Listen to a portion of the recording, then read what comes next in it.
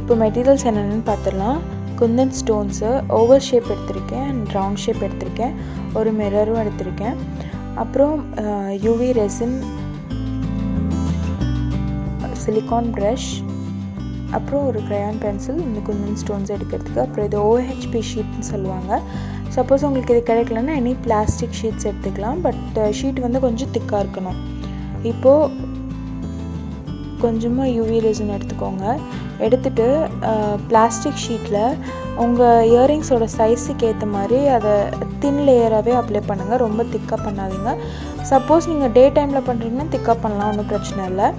இப்போ first mirror வைக்கிறேன். அதுக்கப்புறம் குந்தன் ஸ்டோன்ஸை என்னோடய டிசைனுக்கு ஏற்ற மாதிரி நான் அலைன் பண்ணுறேன். நான் வந்து ஒரு ஃப்ளவர் ஷேப் கொண்டு வரேன். So alternative oval shape Kundan and round shape Kundan வச்சுட்டு வரேன். சப்போஸ் உங்களுக்கு வேறு ஏதாவது டிஃப்ரெண்ட்டான டிசைன்ஸ் வேணும் அப்படின்னா அந்த டிசைனை நீங்கள் பேப்பரில் வரைஞ்சி அதை வந்து OHP ஷீட்டுக்கு அடியில் வச்சு அதுக்கு தகுந்த மாதிரி நீங்கள் வந்து குந்தன்ஸை வந்து அலைன் பண்ணலாம்.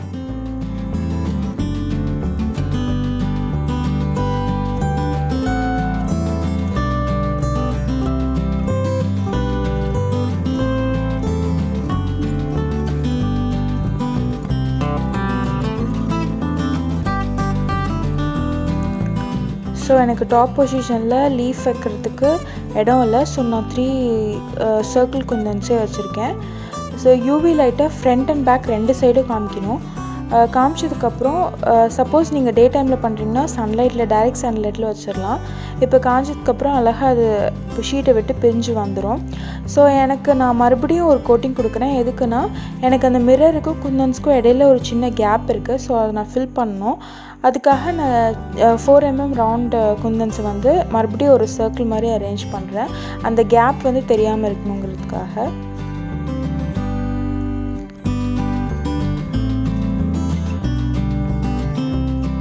ஒன்ஸ் அலைன் பண்ணி முடிச்சதுக்கப்புறம் மறுபடியும் யூவி லைட்டில் காமிங்க.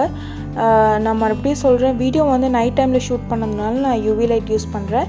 நீங்கள் டே டைமில் இது பண்ணுற மாதிரி இருந்துச்சுன்னா நீங்கள் டைரெக்ட் சன்லைட்லேயே வச்சுக்கலாம். இப்போ மேலே வந்து ஸ்டட்டுக்காக அரேஞ்ச் பண்ண போகிறோம் நம்ம. ஸோ அதுக்கு வந்து சென்டரில் ஒரு ரவுண்ட் ஷேப் குந்தனும் அதை சுற்றி ஓவல் ஷேப் வச்சா ஒரு ஃப்ளவர் பேட்டர்ன் வரும் எனக்கு.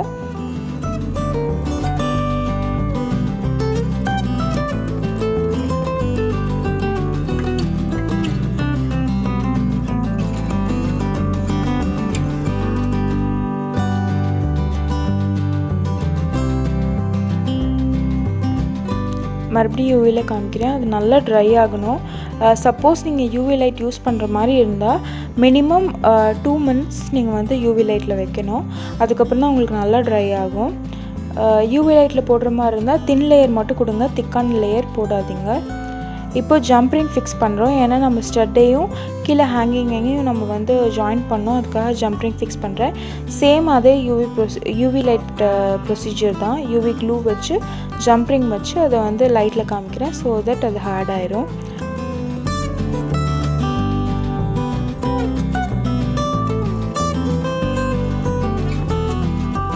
இப்போது பேஸ் ஸ்டட் இயரிங் பேஸை வந்து நான் ஃபிக்ஸ் பண்ணுறேன். ஸோ இது ரெண்டும் ரெடி ஆயிடுச்சு. இது வந்து குந்தன் பார்ட்டி டைப் இயரிங்ஸ்னால நான் எனக்கு கொஞ்சம் ஹேங்கிங்ஸ் வேணும்னு நினைக்கிறேன். அதனால ஒரு ஐபின்னும் ஜர்தோஷி ஸ்ப்ரிங்கும் எடுத்திருக்கேன் நான். ஸோ அதை வந்து ஜர்தோஷி எதுக்கு எடுத்திருக்கேன்னா கொஞ்சம் ஒரு டிசைனர் கிடைக்கும் இந்த ஹேங்கிங்ஸில். நீங்கள் வெறும் ஐபின் மட்டும் கொடுத்தீங்கன்னா அது வந்து தனியாக தெரியும், அந்தளவுக்கு ஃபினிஷிங் கிடைக்காது உங்களுக்கு. ஸோ இது வந்து நீங்கள் பேப்பரில் பண்ணி பார்த்துருப்பீங்க. பேப்பரில் பண்ணுற குந்தன் இயரிங்ஸ்க்கும் இதுக்கும் என்ன வித்தியாசம்னா, பேப்பரில் பண்ணுறது நீங்கள் தண்ணியில் போட்டிங்கன்னா அது வந்து ஸ்பாயில் ஆயிரும். பட் இது வந்து உங்களுக்கு லாங் லாஸ்டிங்காக இருக்கும். தண்ணியில் போட்டாலும் இது யூவி ரெசின் வந்து ஹார்ட் ஆயிடுச்சுன்னா அது வந்து வாட்டர் ரெசிஸ்டன்ட். அதனால் நீங்கள் தண்ணியில் போட்டாலும் ஒன்றும் ஆகாது. இப்போ க்யூட்டான இயரிங்ஸ் ரெடி ஆயிடுச்சுங்க. இது மாதிரி நீங்கள் வீட்டில் ட்ரை பண்ணுங்கள். உங்களோட டிசைன்ஸ் எப்படி வந்திருக்கு அப்படின்றத எனக்கு மெயில் பண்ணுங்கள். கீழே என்னோடய mail and social media details கொடுத்துருக்கேன். தேங்க்ஸ் ஃபார் வாட்சிங்.